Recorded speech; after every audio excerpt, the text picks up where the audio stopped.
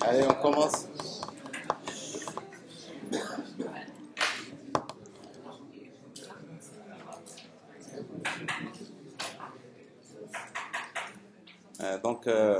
On va voir HTML pour les débutants, pour ceux qui n'ont jamais vu c'est quoi HTML.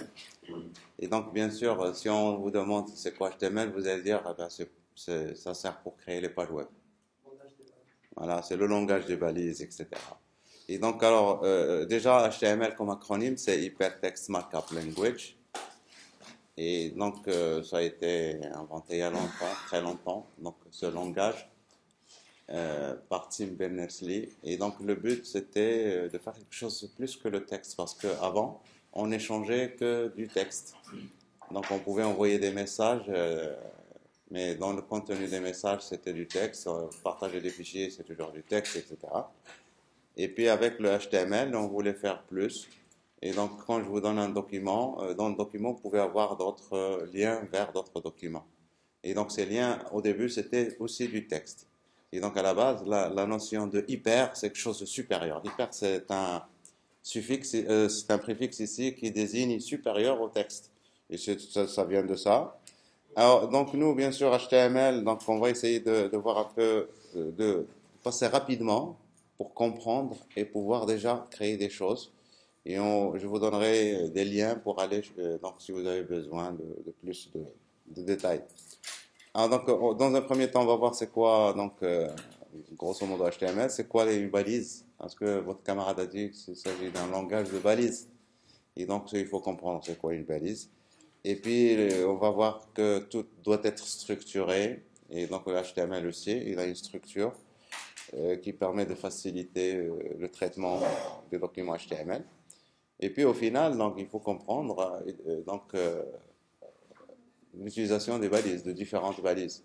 Il y en a plein de balises et donc on ne va pas aller chercher toutes ces balises. Euh, pour vous, pour quelqu'un qui commence, il suffit de comprendre quelques-unes pour pouvoir faire pratiquement tout. Et au fur et à mesure, donc on va s'affiner, on va affiner pour faire des choses beaucoup plus précises si vous voulez, si on veut. D'accord? Alors il y a deux aspects donc à voir au niveau d'HTML. Il faut voir les balises. Et puis j'ai mis ici les formulaires. C'est un aspect particulier qui permet donc au final, quand vous créez des pages, c'est pour les présenter à l'utilisateur final.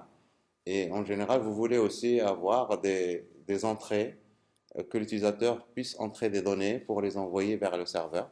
Et donc on lui présente des formulaires. Et donc c'est un aspect du HTML aussi. De toute façon, tout ça, ça concerne uniquement l'interface. D'accord?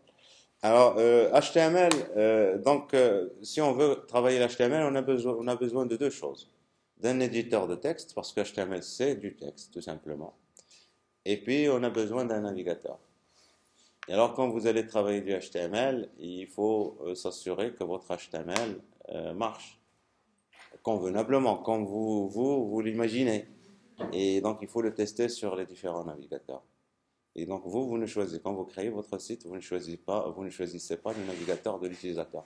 Vous ne lui dites pas, il faut utiliser ce navigateur. C'est lui qui fait son choix. Et donc, votre responsabilité, c'est d'écrire du HTML qui sera compris par voilà, tous les navigateurs. Alors, ça, déjà, donc, avant d'aller très loin, donc, cet aspect, il est très important.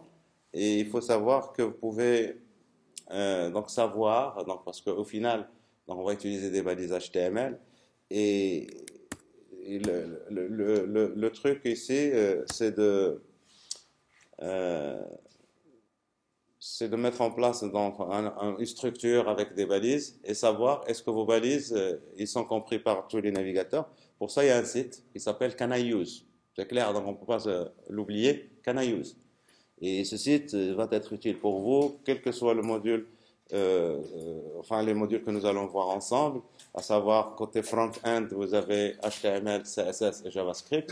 Vous utilisez quelque chose. Est-ce que, je sais pas moi, est-ce que c'est pris en charge par tous les navigateurs? Et donc ici j'écris, je sais pas moi, main. Est-ce que c'est pris en charge par le navigateur, etc. Et donc vous allez voir des détails ici, et puis vous allez voir des ressources qui vont vous permettre d'aller lire de la documentation par rapport à tout ça. Alors, n'importe. Donc, ici, j'ai écrit main. Je sais pas, moi, j'ai écrit header, j'ai écrit. Voilà. Et puis, vous pouvez y aller et aller chercher par rapport donc, à l'ensemble des technologies. Donc, vous avez à savoir CSS, JavaScript, les API des navigateurs, etc. Donc, c'est un site incontournable. Et donc, c'est un peu relatif à ce que je viens de dire ici, au navigateur. Alors, quand je vous ai pas montré, mais ici, donc, il s'agit de tous les navigateurs. Et donc, on va chercher, est-ce que c'est vert partout? Et vous allez vous rendre compte visuellement que la plupart du temps, vous allez trouver des problèmes de ce côté. Et ce côté, c'est IE, c'est Internet Explorer.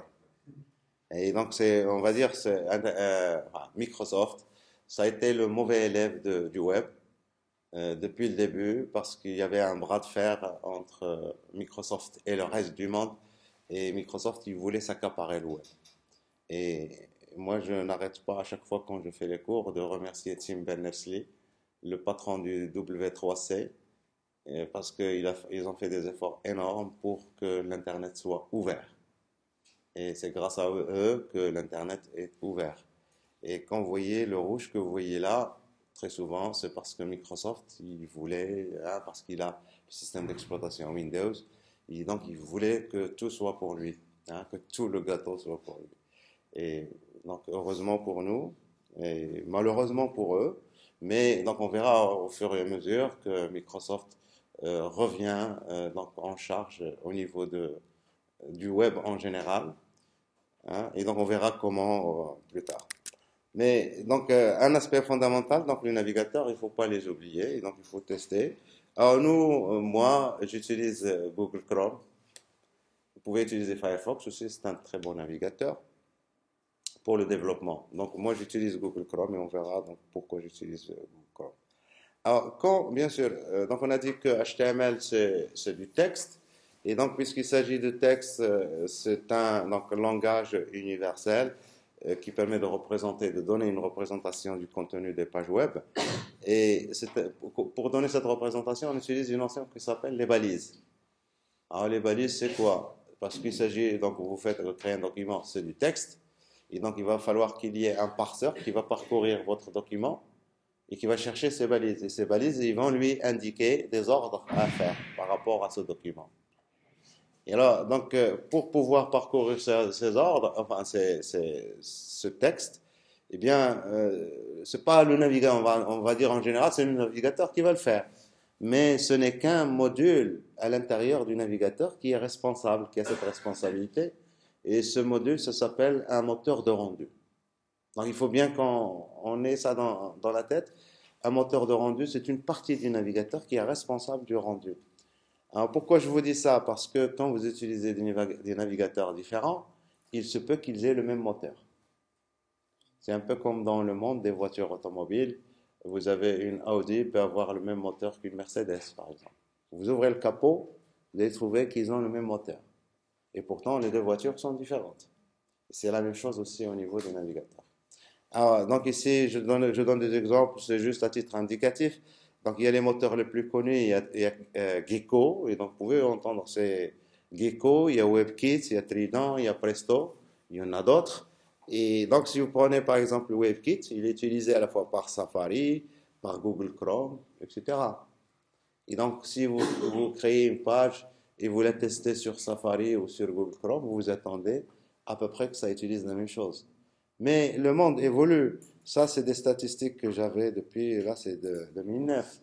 Et là, Google, ça ne les satisfait pas. Ils ont fait un fork de WebKit.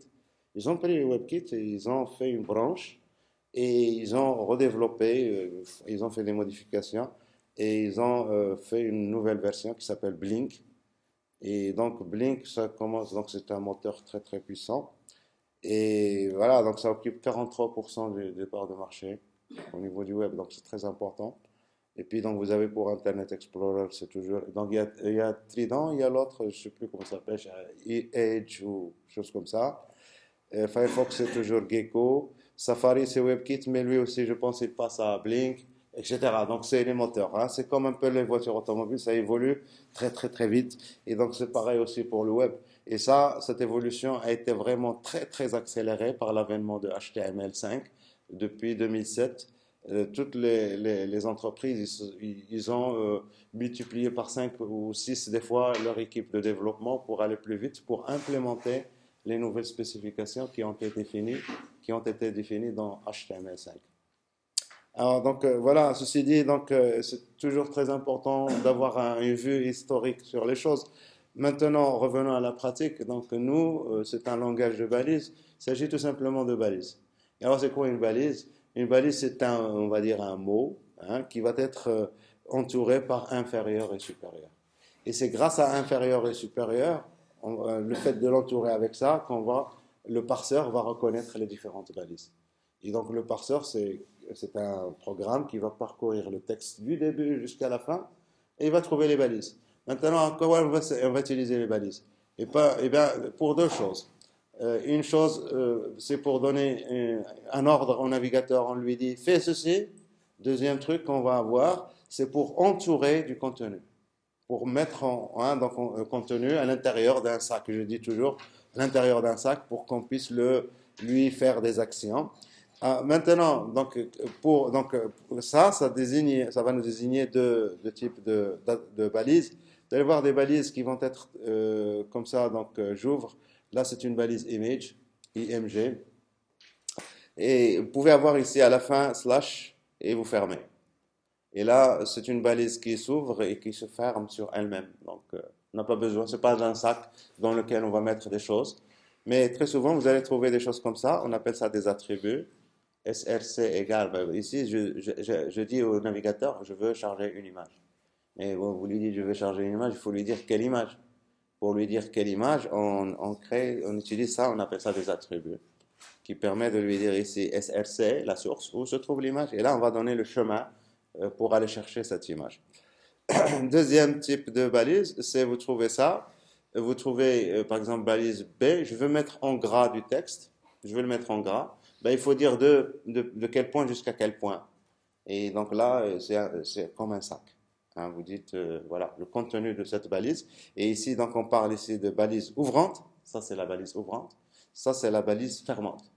Et depuis la balise ouvrante jusqu'à la balise fermante, tout ça, on appelle ça un élément. Un élément. Et prenez un élément, c'est un sac avec tout ce qu'il y a dedans. D'accord? Alors, je reviens juste un petit instant vers ces balises-là. Au niveau du HTML, ici, le slash que vous avez ici à la fin n'est pas obligatoire. Vous pouvez trouver image comme ça, et n'allez pas chercher slash image. Vous n'allez pas la trouver. D'accord? Donc, il y a des balises qui sont comme ça. Alors, pourquoi moi je fais ça? C'est juste par habitude, mais c'est pas faux, ça, de mettre le slash. Mais c'est juste on verra le XML. Et XML, il faut toujours, quand vous ouvrez quelque chose, il faut le fermer. Et donc, ça, c'est quelque chose qui est fondamental au niveau du XML. C'est pour ça, là, quand vous faites ça, vous êtes un peu compatible avec XML. Je récapitule par rapport à ce slide. Donc, les balises, c'est ça, inférieur, supérieur. Le parseur, il va chercher ça. Et donc, vous avez deux types de balises. Des balises qui sont, qui ne contiennent rien à l'intérieur. Et des balises qui ont pour but de mettre des choses dedans. Et le nom de la balise désigne quelque chose. Il a un sens sémantique. Quand je dis ici B, le navigateur, il comprend qu'il va mettre le texte qu'il y a entre les deux en gras. Quand vous mettez ici IMG, le navigateur, il sait qu'il va charger une image. Donc, l'effort que nous allons faire, c'est de comprendre c'est quoi la balise qui me permet de faire ceci, la balise qui me permet de créer une liste, etc. Et on verra que c'est très facile tout ça. D'accord? Et puis les balises, toutes les balises peuvent avoir des attributs. La balise désigne, le nom de la balise désigne qu'est-ce qu'on veut faire, l'action à faire, et les attributs, ils désignent comment on va faire cette action. Comment? Et si je veux une image, et si l'attribut source, ça désigne quelle image je veux charger. Voilà. Alors si vous comprenez ça, donc il n'y a plus rien de spécial. Après, bien sûr, les documents HTML, ils ont une structure. Eh bien, parce que donc les documents donc ils vont être interprétés par le navigateur et donc il faut lui présenter un peu les choses pour l'aider dans sa tâche. Alors, donc, la structure d'un document, c'est un grand sac qui s'appelle HTML. Vous voyez, HTML/HTML, un grand sac dans lequel on va fourrer deux éléments. Il y a head et il y a body. Head, c'est l'entête, et body, c'est le corps. Il faut bien comprendre que nous allons être toujours dans un contexte de réseau. Alors, c'est quoi un contexte de réseau? Ça veut dire que vous allez échanger des données dans le réseau, et ces données, c'est comme un train avec des wagons. Et quand un train arrive à la gare, c'est la locomotive qui arrive la première. Et on n'attend jamais que la queue du train arrive à la gare pour commencer à faire des choses. Et donc, quand vous envoyez un fichier, quand un fichier comme ça est reçu par le navigateur, on commence déjà à le traiter. On n'attend pas que la fin arrive. Et qu'est-ce qu'on met dans l'entête? Eh bien, on met dans l'entête ici de tout, de quel que soit le protocole que vous utilisez. Et donc ici, qu'est-ce qu'on met dans l'entête? Eh bien, la plupart du temps, on met des informations pour aider le navigateur à savoir ce qui va arriver dans la queue du train. Pigez un peu? Et bien sûr, nous, donc voilà, alors ici, la structure, elle est importante, hein. Alors si vous prenez ici donc la structure, vous avez la partie head dans laquelle j'ai ici une balise spéciale qui s'appelle title. Et qu'est-ce qu'elle fait? Ben, elle affiche ici le titre de la page. Et puis vous avez la partie core body, c'est elle qui est responsable de ce que nous voulons afficher à l'utilisateur final. Alors, bien sûr, donc alors, si vous avez bien vu au niveau de la hiérarchie qu'on vient de voir ici, vous avez un grand sac dans lequel on a mis de petits sacs, etc. Et donc on met les choses à l'intérieur d'autres choses. Ça, c'est une structure hiérarchique. Le père à tous, c'est HTML, vous êtes d'accord? Voilà, donc ça veut dire que nous avons un arbre. Et donc cet arbre, il commence à HTML, il a deux enfants, head et body. Et puis l'enfant head, il a un enfant title, et title, un enfant qui est du texte.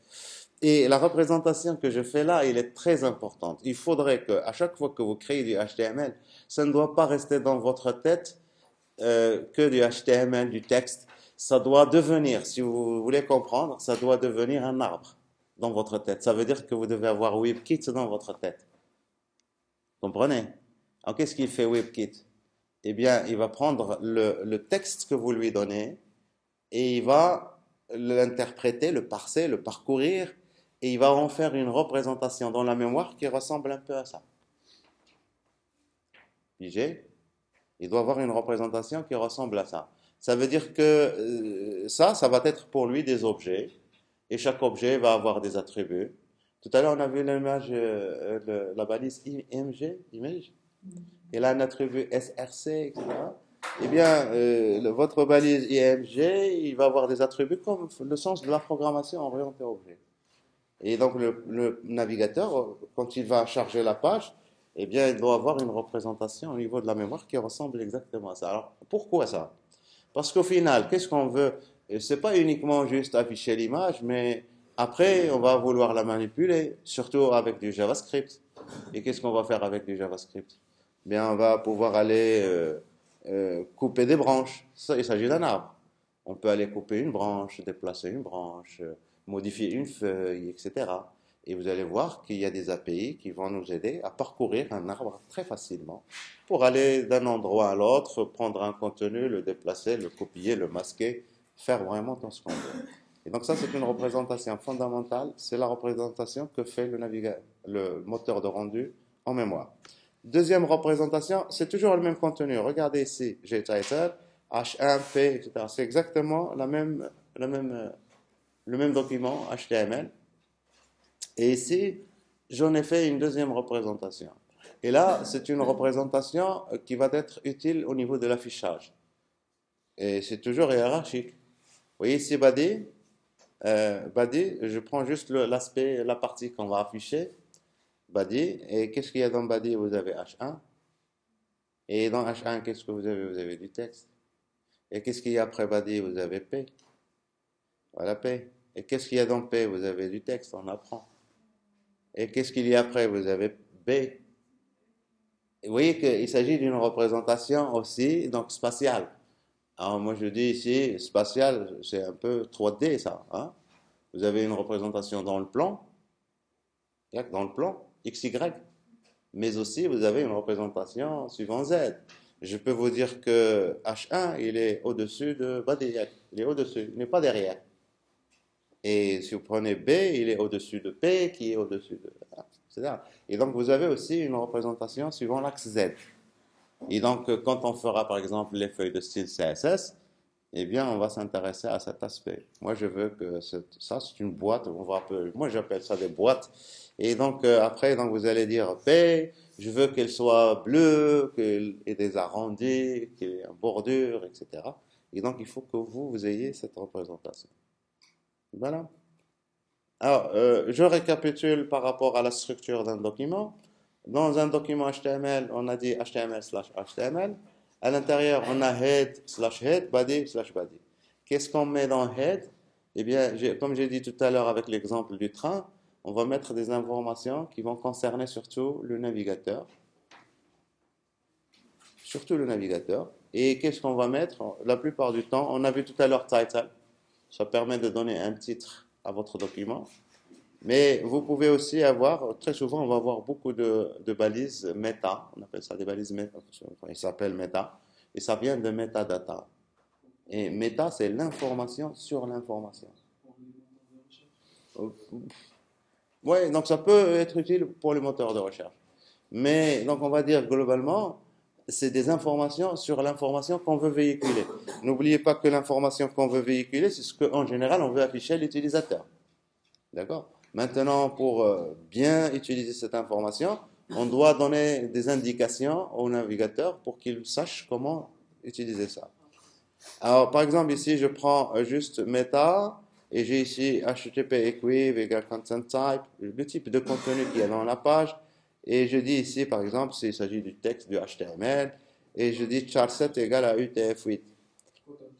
Voilà, le jeu de caractères que nous allons utiliser, que le navigateur va utiliser pour afficher la page. Alors, si vous écrivez votre page en arabe, c'est pas comme en chinois, etc. Il faut lui dire de ressortir le bon caractère pour afficher la page. Parce que derrière la page, c'est juste des codes, hein, donc les codes, on va dire, donc ici, je lui dis d'utiliser UTF-8. Ça veut dire que dans ma page, je peux écrire, mélanger l'arabe et le chinois. D'accord? Et le français. Voilà. Alors, donc voilà, il ne faut pas oublier cet aspect. Et puis, on verra que très souvent, au niveau de la page aussi, on aura besoin, par exemple, de feuilles de style CSS. C'est ici. Donc, il faut d'abord les présenter dans Head. Comme ça, le moteur, avant d'afficher la page, il va utiliser ces styles, etc. Donc, on verra qu'on peut attacher des fichiers aussi, etc. Voilà. Et puis, vous avez la partie body. C'est le focus sur l'utilisateur. Qu'est-ce que je veux afficher à l'utilisateur? Voilà. Donc, alors, très rapidement, donc, grosso modo, et je vais commencer à démontrer. Donc, il faut qu'on fasse la démo pour comprendre que très rapidement, vous devez vous prendre en charge par rapport à HTML. Et donc, si vous prenez n'importe quel contenu que vous voulez afficher à l'utilisateur, ça va être quoi en général? Ça va être donc du texte la plupart du temps, avec des images, et il faut permettre à l'utilisateur de naviguer et d'aller vers d'autres pages, c'est ça? Et puis, si on veut être très avancé, on va mettre des vidéos, des trucs. Hein. Et donc, la plupart du temps, c'est du texte. Mais si vous prenez le texte, vous n'allez pas écrire le texte n'importe comment. Le texte aussi, il est hiérarchisé. Hiérarchisé dans notre esprit, indépendamment de HTML. Et donc, quand vous écrivez, je sais pas moi, votre rapport de stage, vous mettez, je sais pas moi, donc des titres, des sous-titres, des paragraphes, etc. Eh bien, il faut qu'on retrouve cet aspect hiérarchique, mais aussi cet aspect sémantique. Sémantique. Il faut que les choses aient du sens. Un titre, c'est pas comme un paragraphe. Et si je prenais par exemple les titres, eh bien pour HTML, il y en a 6. On les appelle les headings. Et donc vous avez H1, H2, H3 jusqu'à H6. H1 c'est grand titre, hein, jusqu'à H6. Donc vous avez 6 niveaux. Donc, si vous descendez jusqu'à H6, c'est qu'il y a quelque chose qui ne va pas dans votre hiérarchie. Vous êtes trop, hein, trop méticuleux. Et donc mais alors, je le dis bien ici, parce que votre page, il ne sera pas lu uniquement par des humains. Les humains, de toute façon, ils ne vont jamais voir ni H1 ni H2. Vous pouvez mettre ce que vous voulez pour les humains. Et on peut lui afficher ça avec les styles, etc. Ça peut apparaître comme un titre. Parce que pour nous, les humains, un titre, c'est grand. Mais il faut savoir que vos pages seront lues aussi par des programmes. Et les programmes, en général, c'est les robots. Parce que vous voulez bien que votre page, si vous la mettez dans le web, que les autres y accèdent. Et pour y accéder, la plupart du temps, on passe à travers les moteurs de recherche. Alors, le moteur de recherche, le robot du moteur de recherche, quand il va parcourir votre site, la page, pour lui, H1 est plus important que H2. Et ça a un sens. Quand il va indexer ça, H1, c'est important. D'accord? Donc, il ne faut pas oublier cet aspect sémantique. Donc, on verra qu'il y a des balises qui n'ont pas de sens sémantique. Et donc, il y a des balises, par exemple, il y a div, il y a span, c'est des balises, c'est juste des sacs. On peut mettre du contenu dedans, ça vous permet de mettre de la structure.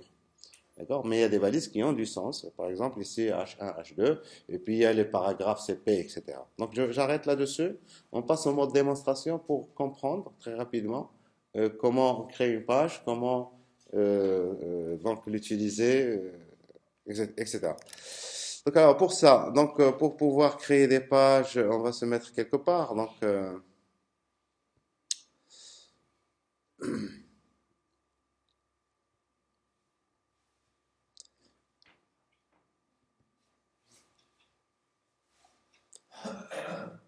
donc on va vous créer un dossier à vous. Donc j'ai C1 et, et on va créer donc je crée aussi encore un autre dossier.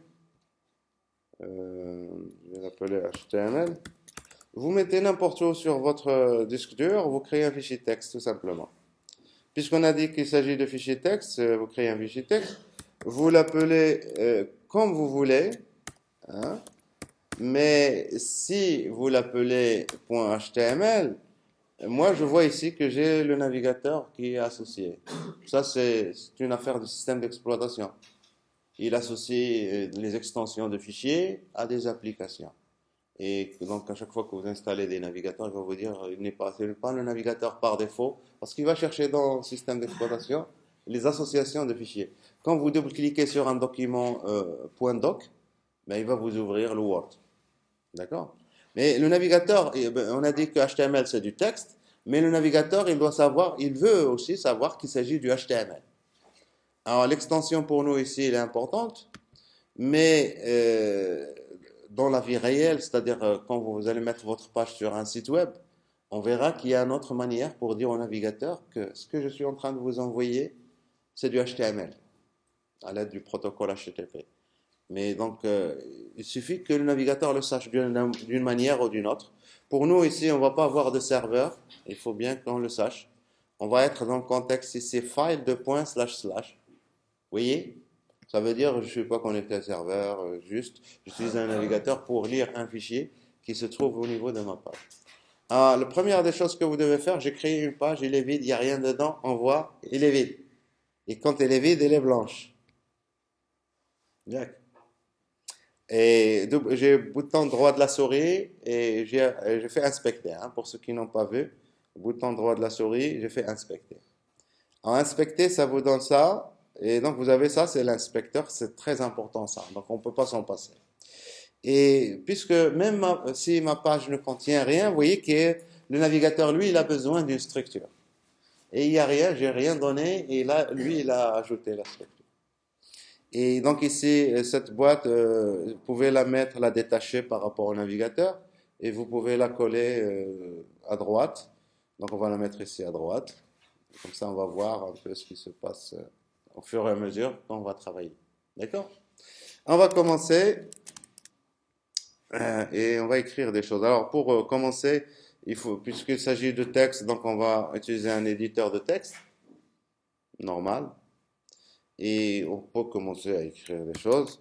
Alors, on va écrire ici, mon école est la meilleure. Vous êtes d'accord?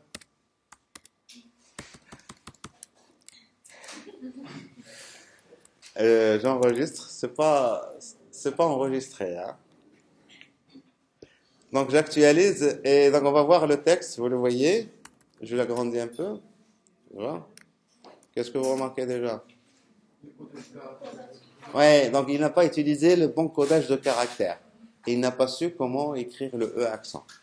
Bon, ça c'est premier aspect. Deuxième aspect, et c'est des aspects qui sont au final très simples, mais c'est très bien de les comprendre. Je copie tout ça.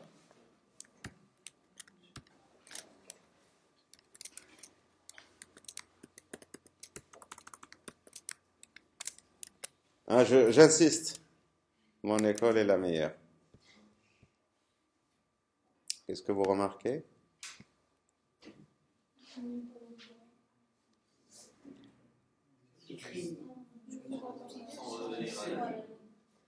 Alors, ça, c'est les premières des choses à comprendre. Pour celui qui n'a jamais fait HTML, il faut bien comprendre ça. Parce qu'on va vouloir écrire comme dans le Word, c'est pas du tout ça, hein. Donc, j'écris du HTML, j'écris du texte, je reviens à la ligne, je mets des espaces, vous pouvez mettre autant d'espaces que vous voulez.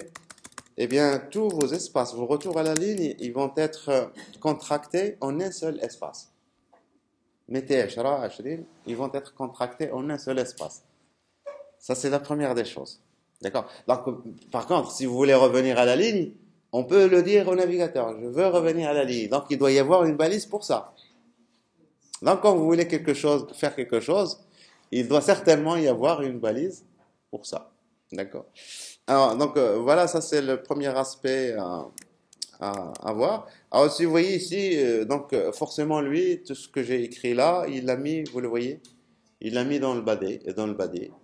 Et là, quand vous voyez le code, il garde. Ça, c'est le code interprété. Ça, c'est le code que j'ai envoyé. Vous êtes d'accord? Hein. Alors, voilà, donc ça, c'est la première des choses. Deuxième des choses, donc, vous voulez revenir à la ligne, eh bien, il faut le dire, CTRL Z, il faut le dire au navigateur, il faut mettre des balises, par exemple, BR. BR, alors vous mettez BR comme ça, comme je vous ai dit tout à l'heure, ou BR comme ça, c'est la même chose. D'accord? Parce que BR, ben, vous le dites, retournez à la ligne. Là, vous n'allez pas lui dire, retournez à la ligne. Ouais, je suis retourné à la ligne. Yak. Donc, fin de retour à la ligne. Donc, c'est ça. Donc, on n'a pas besoin de faire la balise fermeture.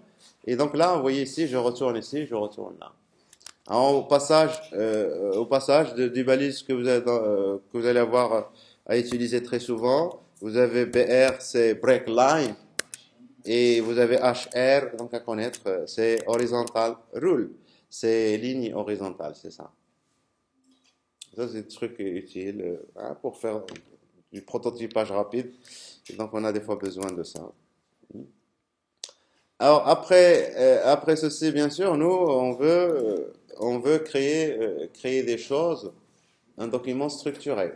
Alors, un document structuré, vous devez avoir la balise HTML et donc slash HTML, head, slash head.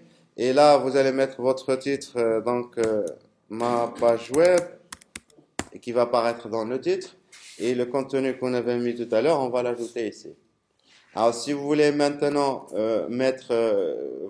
faire en sorte que ça soit un titre, ben vous faites H1 slash H1.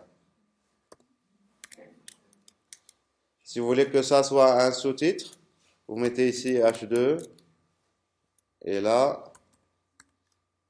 slash H2. Et je veux que ça soit un sous-titre. Je mets ici H3 ou je vais mettre H5 pour aller très loin. Et là, on va mettre H5. CTRL S. Et, et j'actualise. Et je fais quelque chose de pas correct? Où ça? H5 slash H5. Oh. Donc voilà, c'est un aspect fondamental aussi des navigateurs.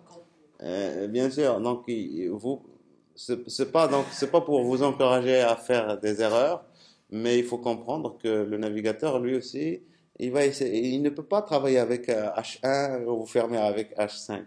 Et donc il va faire ses choix, il va corriger, et c'est un aspect fondamental parce que si vous faites des erreurs dans votre code Et le navigateur, il trouve qu'il y a une erreur, il vous dit, ah, vous avez fait une erreur. Et il va pas vous le dire à vous, mais à tous les visiteurs de votre site. Et les visiteurs, qu'est-ce qu'ils vont dire? Est-ce qu'ils vont dire que c'est le site qui est mauvais? C'est le navigateur qui est mauvais. Comprenez le truc? Donc, le navigateur, il doit faire de son mieux à ce que votre truc marche bien. Donc, si vous faites des erreurs, il va essayer de les corriger, etc. C'est un peu le cas maintenant. Après, donc, on avait dit que tout ce que vous allez mettre dans des pages, très souvent, ça va être du texte qui est hiérarchisé. Donc, on vient de voir ici que c'est hiérarchisé. Et comme vous avez bien dit, donc ici, il faut mettre H5. Et puis là, probablement, vous allez avoir des paragraphes. Et donc, paragraphes, plein de paragraphes, slash P. Et voilà, donc ici, si je reviens, je vais avoir une belle page. Pas tout à fait. Il va falloir qu'on corrige un peu les choses. Mais je vois ici, j'ai mon grand titre. C'est de jusque là. Le deuxième, et ça, c'est H5. Et là, vous avez votre paragraphe. Alors, donc ça, c'est gras, React, c'est plus grand, etc. Mais on verra qu'avec les feuilles de style CSS, on peut vraiment mettre en sorte que ça soit plus petit que ça si on veut, etc. D'accord? On corrige le truc des jeux de caractères.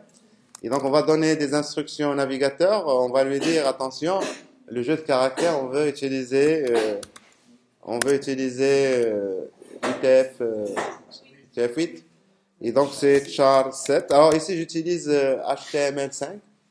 Et donc, char7, vous avez dans HTML5 la possibilité d'écrire ça directement, UTF-8.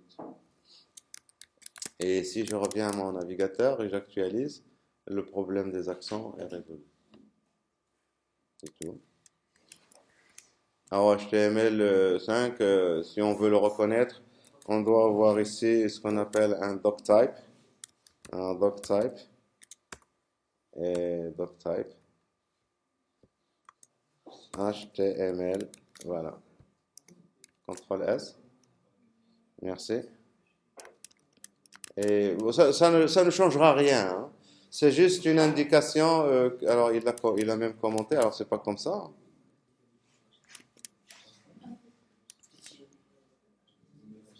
Alors, je reviens à mon texte. Ah oui, oui, doctype, oui, il manque PE. Voilà, CTRL S. Vous voyez qu'il l'avait commenté, il n'avait pas compris. Et donc, doctype. Alors, vous pouvez remarquer aussi un truc ici, que si j'écris aussi doctype, ça n'a pas d'importance. On verra ça quand on verra XML, c'est quoi ce doctype, etc. Et donc, à quel niveau ça peut être utile. Et donc, moi, j'ai écrit minuscule, là, il l'a mis en majuscule. Donc, quand on fait du HTML, première des choses aussi, au niveau des balises, écrivez-les en minuscule, écrivez-les en majuscule, mais je vous en prie, toujours en minuscule. D'accord? Majuscule, c'est pas très, hein, ça charge trop c'est pas très joli. C'est tout simplement ça. Hein. Et en plus, donc il faut avoir de bonnes habitudes depuis le début. Soit je commence toujours à écrire en majuscule, soit je commence toujours à écrire en minuscule. Alors il se trouve que la plupart des gens écrivent en minuscule, faites comme eux. D'accord? Et surtout, ne jamais mélanger. Quand vous mélangez, ça devient n'importe quoi. Voilà. Alors voilà, ben, ici, donc, y a-t-il des questions par rapport à ça? HTML, donc on a compris un peu le principe. Alors qu'est-ce qu'il y a maintenant de très d'intéressant à faire avec du HTML? Après ça, donc vous voulez paragraphes, etc. Moi, ce que je fais toujours, on fait plusieurs choses à la fois. On fait du HTML, mais aussi on fait de la cuisine. Et donc, on va faire ici, on va définir une recette de pizza. Hein, comme ça, on va aussi apprendre à faire des pizzas, pas seulement du HTML. D'accord? Alors, pour apprendre à faire une pizza, ben, il faut d'abord donner les ingrédients. Et donc, les ingrédients, c'est H3. Donc, ingrédients. Alors, les ingrédients. Alors, c'est quoi les ingrédients d'une pizza? On va faire la pizza la plus simple. Et donc, alors, pour faire ça, ben, il faut dire, ben, il me faut de la pâte, il me faut du fromage, il me faut des tomates, etc. On va faire une liste. Une liste. Oui, c'est une liste. Et alors, pour créer des listes, vous avez des balises pour ça. Alors, les balises, c'est UL. Une ordered list. Une ordered list. UL. Et les éléments d'une liste, c'est LI, list item. Et alors, donc, il nous faut de la pâte. Alors, je sais pas, la pâte, c'est comme ça. Il nous faut des tomates, ou la sauce tomate. Donc, moi, j'écris tomate. Et il nous faut surtout du fromage. S'il n'y a pas de fromage, il n'y a pas de pizza. Donc, du fromage. Fromage LI. CTRL S. Si on actualise ici, donc recette de pizza, les ingrédients, la pâte, les tomates, le fromage. Maintenant, la préparation. Et donc, la préparation aussi, donc je mets ici un H3. Et donc, préparation. Alors, pour la préparation, qu'est-ce qu'il faut faire? Donc, ici, c'est ordered list. Une liste ordonnée, il faut dire premièrement, deuxièmement, troisièmement. Et donc, il y a une ordered list. Donc, LE. Et qu'est-ce qu'on va mettre dans LE? Alors, étaler la pâte. Étaler la pâte. Hein, LI. Étaler aussi la tomate. La sauce tomate. Alors, je suis pas, donc, il faut m'aider, hein, parce que je suis pas trop faire la cuisine. Étaler la sauce tomate. Et la dernière, c'est mettre le fromage, hein, donc, saupoudrer. Je sais pas le verbe ici. De fromage. Voilà. Donc ici, si je reviens là, préparation premièrement, deuxièmement. Ça va, on a appris à faire les pizzas? Donc, je récapitule.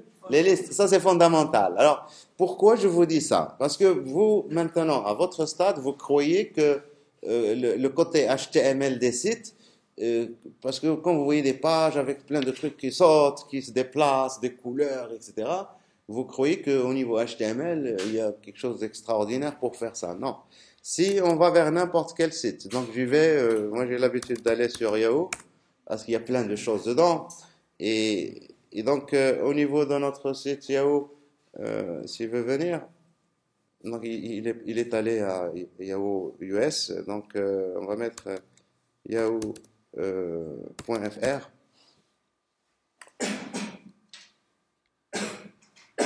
Et si j'inspecte mon site Yahoo, il y a plein de choses, hein, c'est joli, c'est bien structuré, il y a des images, il y a des trucs. Alors, je vais, donc, alors, quand vous allez voir ça, vous allez dire, mais c'est trop, hein, donc, pour créer tout ça. Et alors, la première des choses que je vais faire, je vais aller dans Head et slash Head. Et là, je vais chercher les feuilles de style. Je vais chercher les feuilles de style. Et donc, les feuilles de style, on verra ça après, hein. Donc, alors, c'est où? C'est des links style, par exemple, ça, c'est une feuille de style. J'enlève. Ça aussi, c'est une feuille de style. J'enlève. Alors, ça, c'est pas une feuille de style. Ça, c'est une feuille de style. J'enlève. Et j'en vois d'autres ici, là. Ça, c'est une feuille de style. J'enlève. Bon, il doit y en avoir d'autres. Mais bon, donc alors quand je fais ça, si vous regardez le site maintenant, alors il suffit d'enlever. Hein. Si vous regardez le site, qu'est-ce qu'il y a au final? Hein, il manque encore à enlever d'autres feuilles de style. Mais au final, qu'est-ce que vous allez trouver?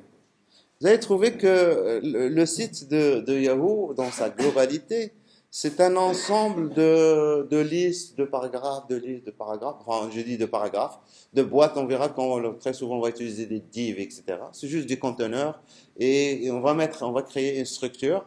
Et après, au final, avec du CSS, on va créer la représentation que vous êtes en train de voir. Vous voyez que même les images, vous voyez ici les images. On va revenir tout à l'heure aux images. Mais les images aussi sont mises dans une liste. Vous voyez, hein? Toutes ces images, ils sont dans une liste.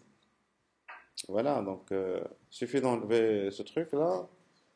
Si je veux enlever ce truc, je peux aller l'enlever directement. Et je vous invite aussi à inspecter.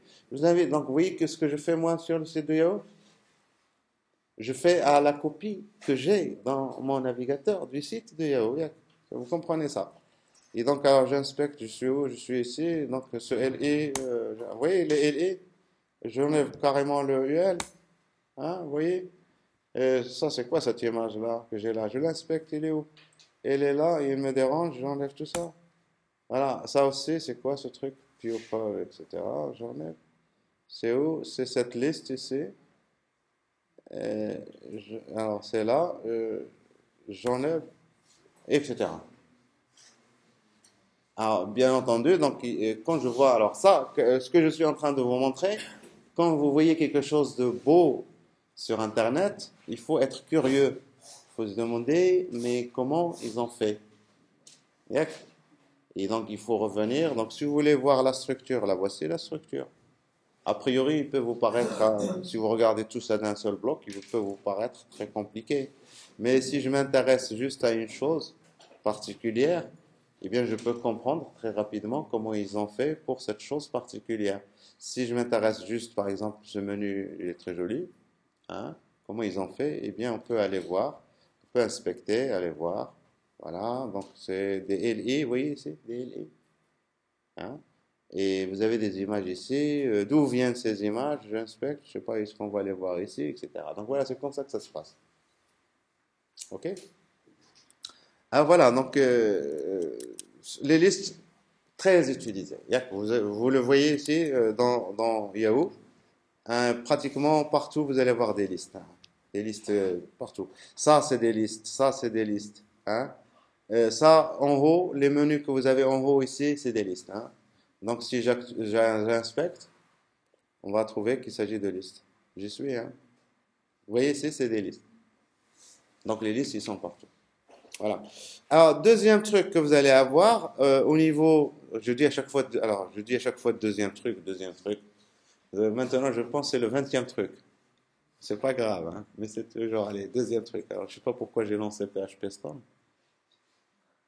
mais c'est pas grave. Donc, alors, c'est pas ça. Toi, tu reviens. Toi, tu reviens. Alors, on va voir le deuxième truc. Euh, les tableaux. Alors, j'efface tout ça, qui nous permet de structurer les données dans un site. Et donc, j'enlève pour les besoins donc, de compréhension, pour ne pas avoir une page chargée, j'enlève tout ça. Et on va créer un tableau. Et on va voir que les tableaux aussi sont très utilisés. Quand vous avez des données juste à afficher, la structure tabulaire est très utilisée. Alors, pour créer un tableau, c'est table. Maintenant, bien sûr, table, mais mon tableau, quand vous créez un tableau, puisqu'on a vu que HTML, ici, le document HTML, il est hiérarchique. Vous êtes d'accord? Et donc, un tableau aussi doit être hiérarchique. Alors, si vous devez me donner une définition d'un tableau, comment on va le définir, le tableau, pour qu'il soit hiérarchique? Alors, si je vous demande ça, vous allez me dire, un tableau, voilà, c'est un ensemble de lignes et de colonnes. Et quand vous dites ça, c'est pas hiérarchique. Il faut donner de la priorité soit aux lignes, soit aux colonnes. Et donc, alors, je vous donne la définition. Donc, un tableau, c'est un ensemble de lignes. Et chaque ligne est un ensemble de cellules, tout simplement. Et qu'est-ce qu'il va faire le navigateur? Quand vous allez lui donner des cellules, eh bien, il va prendre en charge le fait de les aligner les unes au-dessus des autres, que ce soit correct. Mais tout simplement, un tableau, c'est un ensemble de lignes. Et chaque ligne, c'est un ensemble de cellules. Si vous comprenez ça, ça va vous aider énormément. Alors, je crée mon tableau, table. Table. Et pour créer les lignes, c'est TR, table row. Table row. Et pour créer les cellules, alors, vous pouvez mettre TD, c'est table data. Et ici, vous écrivez blabla. Alors, j'écris blabla 1. Je copie ça. Et CTRL V, CTRL V. Je copie toute la ligne. CTRL C. CTRL V, CTRL S. Et on va aller voir. J'ai mis 2 lignes. Dans chaque ligne, j'ai mis 3 cellules. Et on va aller vérifier ce que ça donne ici. Donc, j'actualise. Voilà mon tableau. Alors, quand vous voyez ça, pour vous, ce n'est pas un tableau. Mais si vous sélectionnez, vous pouvez comprendre en sélectionnant qu'il s'agit d'un tableau. Et donc, quand vous voyez des données qui sont affichées, il se peut qu'il y ait derrière un tableau. Mais vous ne le voyez pas. C'est une structure qui vous permet d'afficher les choses d'une certaine manière. Alors maintenant, si vous voulez que la première ligne ici, ce soit des headers, des headers, des entêtes, vous pouvez au lieu de mettre TD, vous mettez TH, Table Header. Et donc, je mets ça juste pour la première, vous allez voir la différence. Oui, ça devient en gras. En gras. Alors, je vais dans la deuxième ligne ici, et je vais mettre ici ça. J'actualise. Vous voyez que la table se redimensionne en fonction de ce que vous mettez dedans. Je dis comment ils sont interprétés à l'intérieur, tout ça. C'est un peu comme des sacs en plastique. Plus vous mettez dedans, plus ils vont se gonfler. Hein? C'est des sacs élastiques. D'accord? Alors, ici, voilà, mes tableaux, bien sûr, mon tableau, moi, je veux voir la bordure de mon tableau. Et donc, les premières des choses qu'on peut mettre, c'est, pour mon tableau, je veux une bordure, border. Voilà.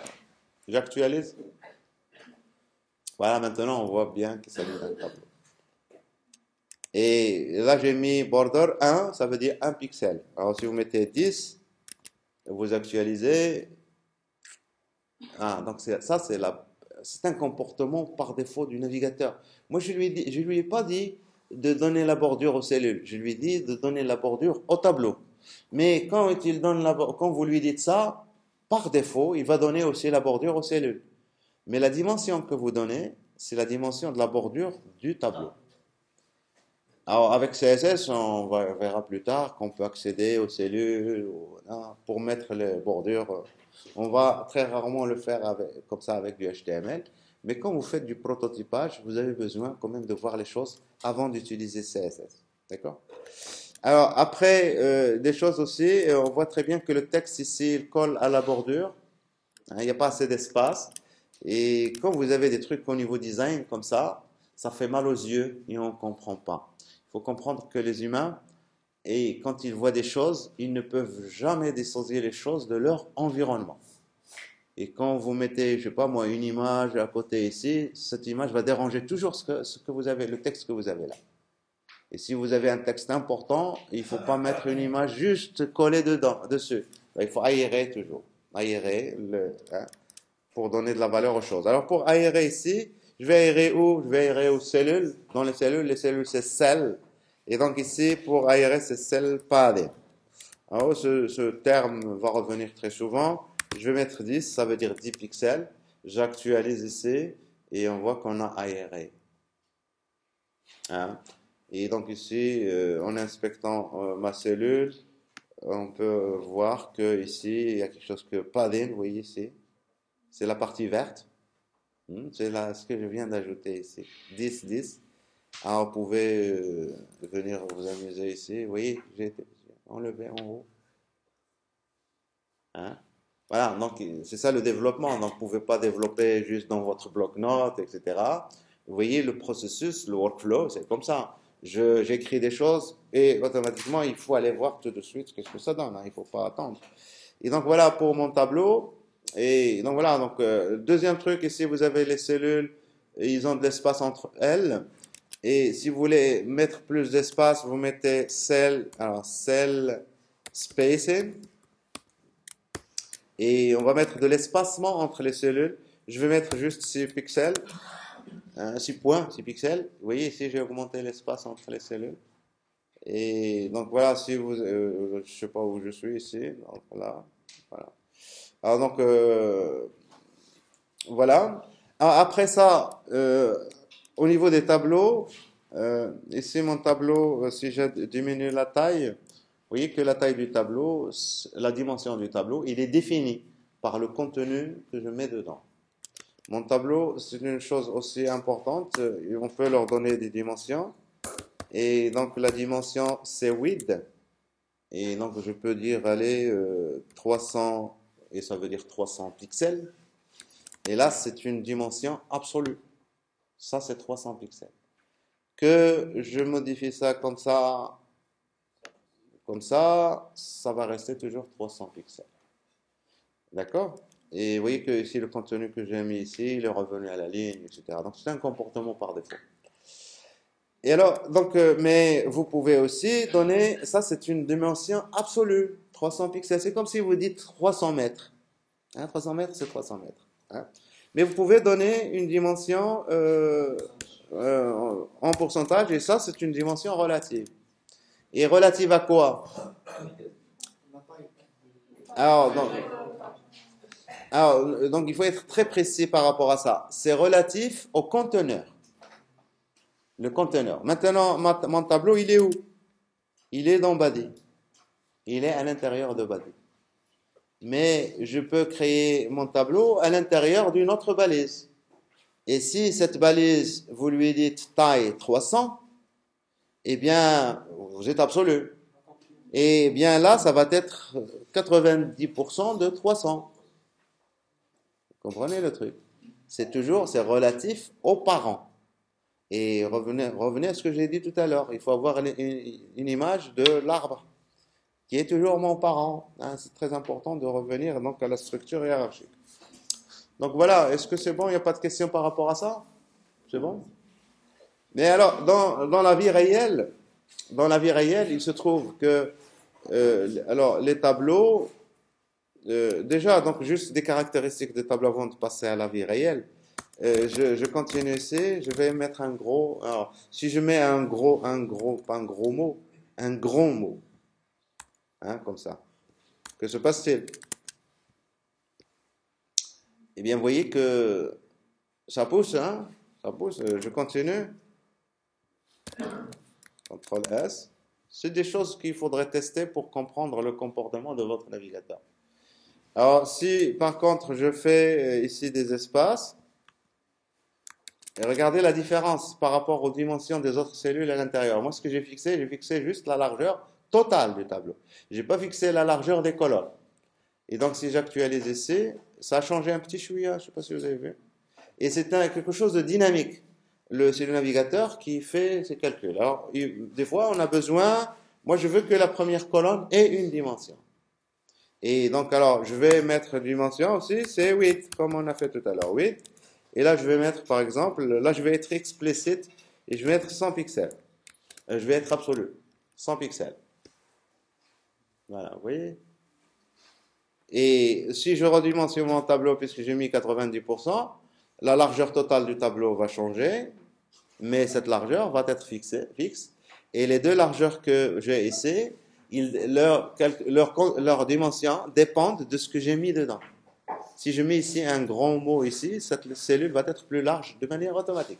C'est le navigateur qui fait ces calculs. C'est bon? Et donc, des fois, on a besoin de laisser quand même les choses se faire d'elles-mêmes. Des fois, on a besoin d'avoir des colonnes qui soient... Alors, le texte ici, par défaut, vous voyez ici, il est aligné au centre. Ici, il est aligné à gauche. OK?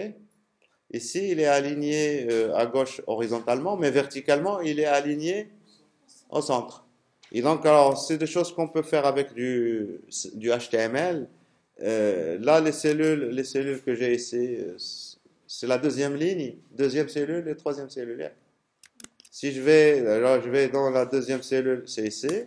Alors, je vais mettre ici, par exemple, si je veux aligner, alors, line, et là, je lui mets right pour la deuxième. Vous voyez, ici, j'ai aligné à droite. Alors, alignement, c'est align, aligne. Right, center, left. Par défaut, c'est left. Et verticalement, je le fais pour cette cellule. Alors, pour cette cellule, pour aligner verticalement, c'est V align égal. Et encore une fois, tout ça, ça va être utile pour le prototypage. Alors ici, donc, vous avez top, middle, bottom. Et donc, alors, si je lui dis, si je veux que ce soit en haut, je lui dis top. Il va aligner en haut. Ça va pour les tableaux? Il n'y a rien de spécial. Mais que se passe-t-il si j'enlève, par exemple, une cellule? On peut avoir un tableau comme ça.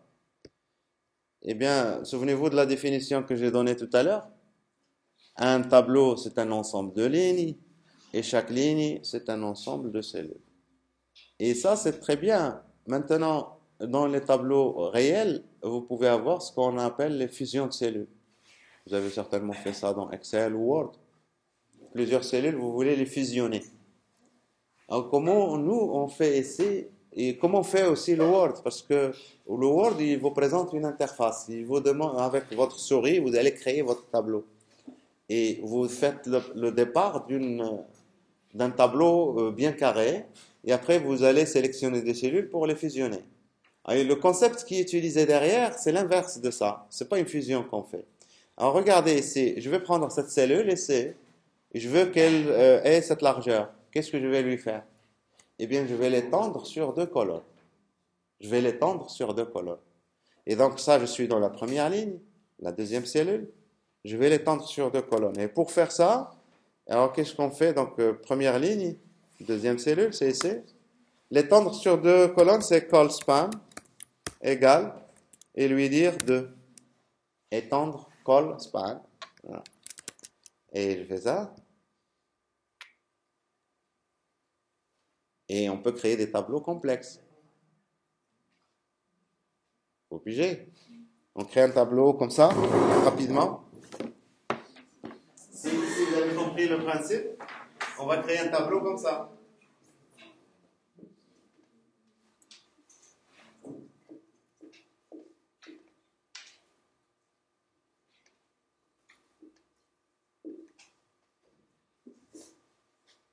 Vous voyez, dans le tableau, il peut paraître complexe.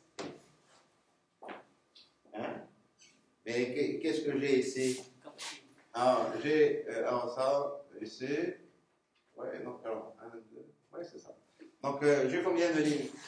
Alors, pour savoir, donc, vous complétez votre tableau avec les pointillés, si vous voulez, comme ça. Hein? Et donc, j'ai 1, 2, 3, 4 lignes. Donc, j'ai 4 lignes, c'est R, R, R, R, R. D'accord? Dans la première ligne, j'ai combien de cellules? Une seule cellule. Donc, je vais avoir TD. Mais est-ce qu'elle est normale? Non, elle est étendue sur 4. Je passe à la deuxième ligne. J'ai combien de cellules? Je compte. 1, 2, 3, 4. Donc, je dois avoir TD, TD, TD, 4 fois. D'accord? Mais la première cellule, est-ce qu'elle est normale? Et il est comment? Il est étendu, mais pas sur les lignes. Il est étendu sur, pardon, pas sur les colonnes, il est étendu sur les lignes. Et donc là, au lieu de faire call span, on fait row span. Et row span égale à combien? 1, 2. D'accord? Deuxième cellule, normale, étendue. Troisième ligne. Non, troisième ligne. Combien de cellules? Troisième ligne. Eh bien, non. Celle-ci, ça, c'est la cellule qu'on avait ici. Donc, il n'y en a que ça et ça. Vous comprenez ça? Vous voulez tout faire. Après, vous êtes d'accord ou non? J'ai deux cellules normales. Celle-ci, celle-ci. La dernière ligne, combien de cellules? Deux cellules. Elles sont normales? Non. Et donc, code span 2, code span 2. On fait ça rapidement. Et donc, vous comprenez que ça devient très, très facile. Enfin, c'est normalement très facile si vous comprenez les choses à l'envers. Il ne faut pas penser à fusion, et il faut penser plutôt à extension. Si vous pensez comme ça devient très facile. Alors, je le fais depuis le début, enfin, depuis le... Donc, j'enlève tout ça. Et donc, TR, ça, c'est la première ligne. On a dit, il y a une seule TD, et ma TD, donc, call span, égale à 4. Et donc, ici, je mets juste des trucs. Deuxième ligne, TR. Et à l'intérieur de ma TR, alors j'ai combien de cellules? J'en ai 4. Donc TD avec le premier c'est call span égale à 2. Row span plutôt, oui. Oui, oui, donc row span, là vous avez tout pigé. Row span égale à 2. Et puis je vais mettre bébé. Et je vais créer une deuxième cellule. La deuxième cellule, elle est normale. Et j'ai pareil, deux fois.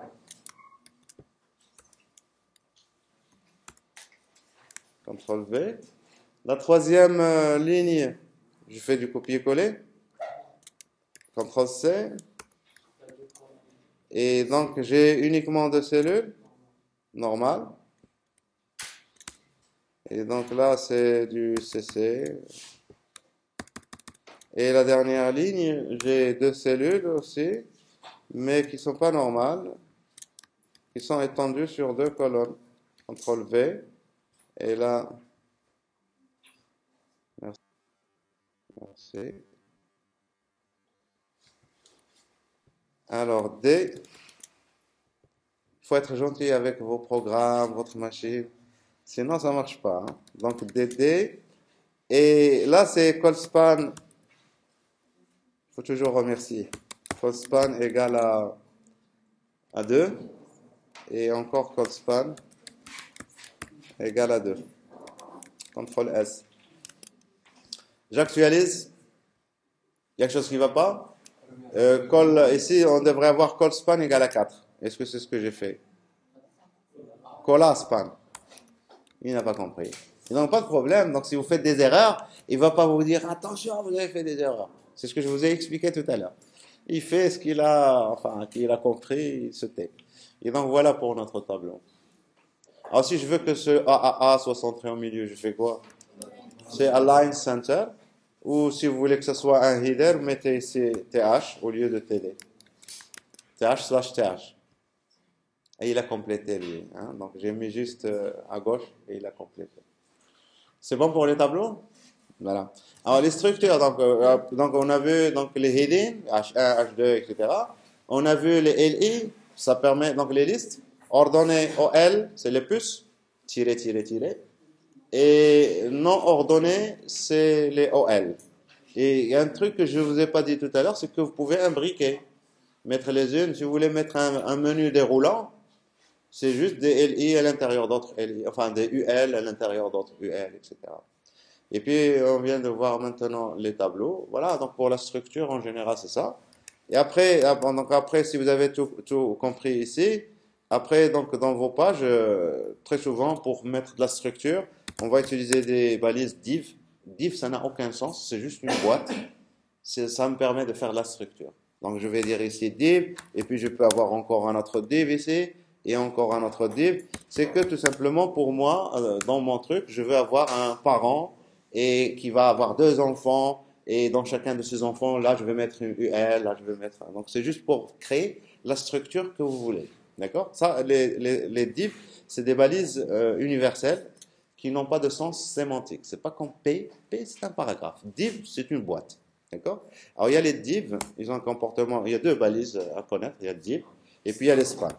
On verra un peu la différence entre ces deux. C'est aussi une balise qui permet d'entourer quelque chose. Ça, on va utiliser ça très souvent. Vous voulez mettre en gras du texte quelque part, vous l'entourez par des spans pour lui appliquer des styles en général. C'est pour ça qu'on va utiliser ça. Très souvent. Voilà. Donc alors, ça c'est la première partie, je vais arrêter, hein.